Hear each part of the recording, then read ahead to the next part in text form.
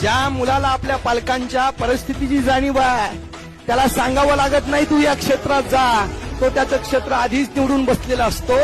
मग क्षेत्र आणि करिअर सांगण्याची गोष्ट कोणाला असते हा प्रश्न जेव्हा पुढे येतो तेव्हा जी मुलं अभ्यासाबाबत मागे असतात, जी मुलं सामाजिक ज्ञानाबद्दल सामान्य ज्ञानाबद्दल अनभिज्ञ असतात, जी मुलं सामान्य ज्ञानावर हे वरवर हलकं घेतात त्यांना ही गरज भासते. कारण ज्यांना माहितीची गरज आहे त्यांनी माहिती मिळवलीच पाहिजे, ज्यांना ज्ञानाची गरज आहे त्यांनी ज्ञान हे स्वीकारलंच पाहिजे, अभ्यासलंच पाहिजे.